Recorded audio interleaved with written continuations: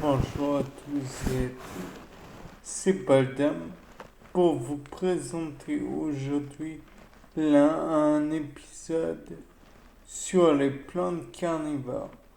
Donc, les plantes carnivores, tout le monde a pensé des choses plus ou moins justes sur le sujet, dont le fait qu'elles mangent tout et n'importe quoi. Donc, tout d'abord, le fait est que la plante carnivore ne sera carnivore qu'en une condition où elle n'a rien dans le sol. Le sol est absolument pauvre. Il n'y a rien pour satisfaire la plante. Donc, dans ce cas, elle va chercher les nutriments chez des animaux tels que des acariens, des et autres araignées, enfin des insectes aussi. Elle peut aussi aller chercher chez des petits mammifères, très rarement, parce que eux, ils peuvent bouger un peu trop vite. Et ils peuvent même se défendre. Enfin bref.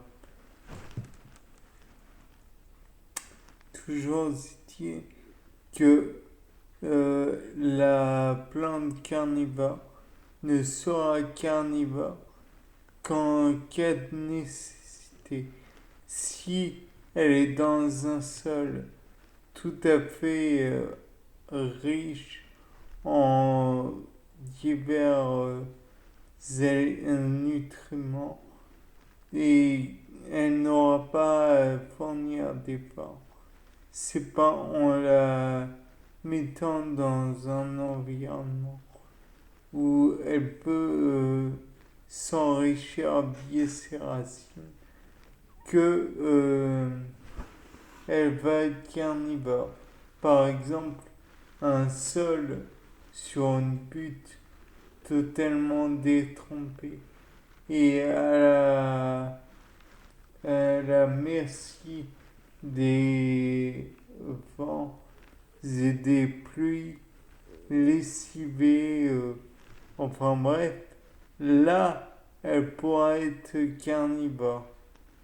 Mais sinon, et encore, si elle est à la merci des vents, c'est pas sûr. En plus, il faudrait qu'elle soit un petit peu abritée un petit peu à l'ombre. Parce que sinon, elle pourrait faire de la photosynthèse. Et là, elle n'aura pas de problème de subsistance. Donc, nous avons deux types de pièges pour les plantes vraiment carnivores. Tout d'abord, les pièges passifs dont on retiendra par exemple le Nepenthes. Le Nepenthes, pour vous dire, c'est ces grandes urnes dans lesquelles il y a un liquide et où les animaux tels que donc les acariens et autres insectes peuvent tremper dedans et finissent par se noyer. Là, ils vont se décomposer et la plante pourra en retirer les nutriments. Mais il y a les pièges actifs tels que la dionée et l'aldrovanda, je crois, qui sont finalement des pièges à mâchoire. Si vous voyez le piège loup, bon bah c'est le même principe. Sauf que, à noter une petite différence, c'est que la donnée, elle faudra qu'on stimule plusieurs fois un capteur qui est dans la plante. Si on ne stimule pas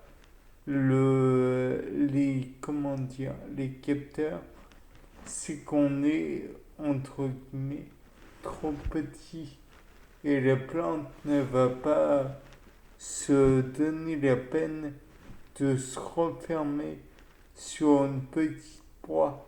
Après tout, quand on y pense, c'est très dur déjà en mouvement. Pour une plante, c'est incroyable. Alors, le fait de se refermer sur une grosse proie qui en vaut la peine, là, c'est bon. Mais si c'est une petite proie, ça n'en vaut pas la peine. Ensuite, dans les pièges actifs, nous avons la Drosera, si je me rappelle bien. Oui, Drosera, qui est un piège à mucilage. En somme, piège à mucilage, ça veut dire piège à colle, entre guillemets colle, parce que presque piège à glu, puisque la glu vient du terme gui qui permettait de faire de la colle. Enfin bon bref, là n'est pas l'important. Toujours est-il que l'insecte est collé vis-à-vis de la Drosera et plus il se débat pour se dégager, plus il entre en contact avec les tentacules collants. Donc le fait est qu'à la fin, il est très collé. Mais en même temps, cette colle contient aussi des enzymes qui peuvent, comment dire, dissoudre le, la proie.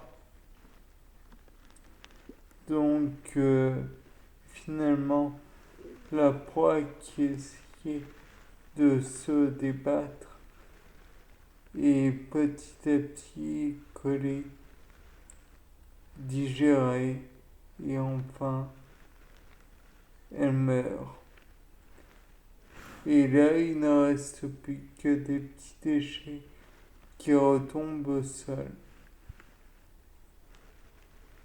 Ensuite, il y a les comment ça s'appelle, utricularia ou quelque chose comme ça. Ouais, ça doit être utricularia. Donc, en somme, c'est des pièges à outre. Donc, je peux pas vraiment m'étendre là-dessus. Et enfin, il y a les pièges passifs.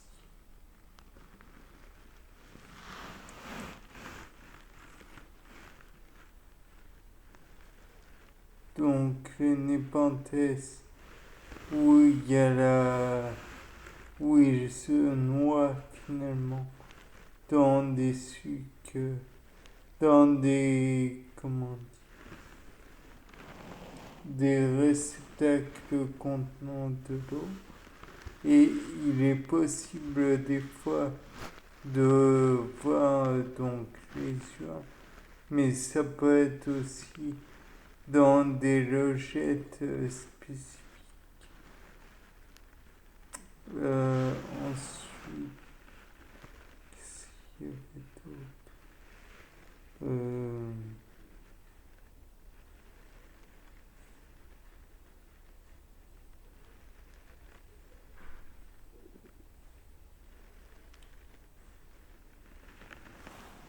Il y a les pièges à glu aussi. Mais la différence, c'est qu'ils ne bougent pas. Il n'y a pas de mouvement pour encore plus sur la proie. Mais néanmoins, il y a encore les pièges à nas. Donc, les pièges urnes. Oui. Et enfin, il y a aussi, j'avais vu, mais je suis pas sûr que ça puisse être considéré comme un piège, enfin à voir. Mais il y avait un genre de réceptacle contenant du liquide, la proie se débattait et symbiose de la plante avec une autre, comment dirais-je, autre animal qui allait à la proie, qui nageait dans les son problème, qui dévorait les proies et qui la digérait, qui déféquait et urinait sur la plante, lui conférant les nutriments essentiels. Bien, c'était Paul Dame. Au revoir.